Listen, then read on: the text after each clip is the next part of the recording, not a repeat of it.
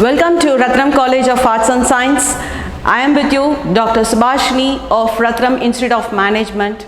Here, today we are going to see about the course called as an Fundamentals of Investments. So, before going to this topic, let us see why we have chosen this topic. Yeah? So, it is wondering, right? What is called the investments? So, everyone knows we say about, yes, investments, we talk about savings. But what is the difference between an investments and savings? You want to learn, right? Yeah. So let us come into the course called as an Fundamentals of Investments in this today's world.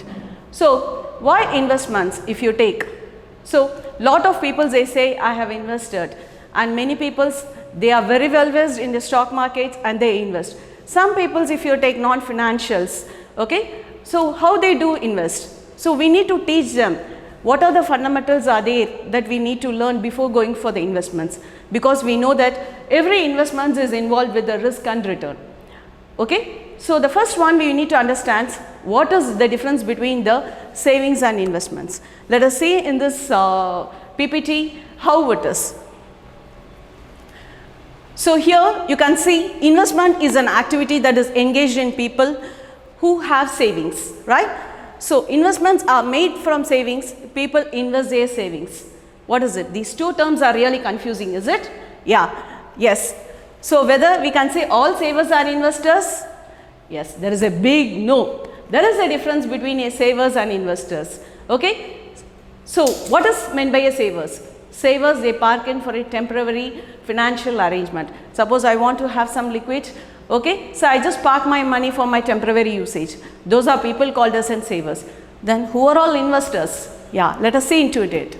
So the investments versus savings. So here I can see when I want to advance for a money or when I want to provide a loan. So do I expect a return? Yeah, really I expect some return from that. Those are called as an investments. So savings, it will lie and it will not give you any capital appreciations. So whenever you want, you can use that liquid funds. It doesn't give you any increment out of it. Okay. So in both these cases, we expect to get back the money with the interest at a future rate, which we call it as an investments. So investment involves employment of funds with the aim of achieving additional income or growth in values.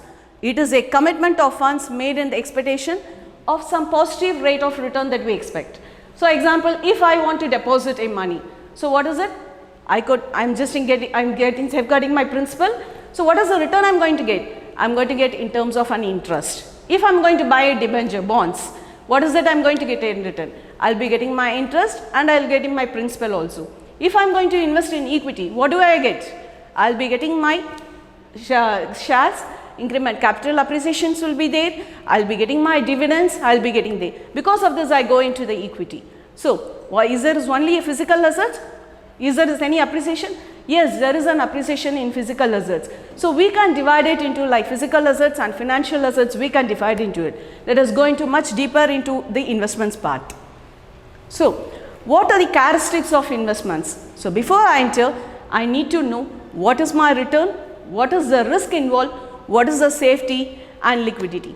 If I talk about the return, any investments there is a primary objective, we know that we need to get the returns. So the returns can be in the form of the capital appreciations. It could be between that. What is the capital appreciation? You are purchasing an asset and you are selling an asset. What is the difference? The profit which you gain or the loss you gain it. The difference between the purchase and sale, we call it as a capital appreciation. So this capital appreciation and the interest, we term it as the return we get. Yeah, very fine on the return. What about the risk involved in it? The risk may be related to the loss of capital. There will be delay in repayment. Suppose I am not going to get the payment in due courses. Yes, the risk is involved. Yeah, if the maturity period is being little bit delayed, yes, the risk is being involved. If there is a credit worthiness of the companies is not good, yes, the risk is involved. So we need to classify the risk in terms of the delay, in terms of loss of capital, if the interest is not paid in due courses, yes, the credit worthiness of the borrower and the nature of investments, right? Now, the next term is we need to understand is what is the safety. So, any investment we say we need to safeguard our principal. That is the main aim of an investments, right?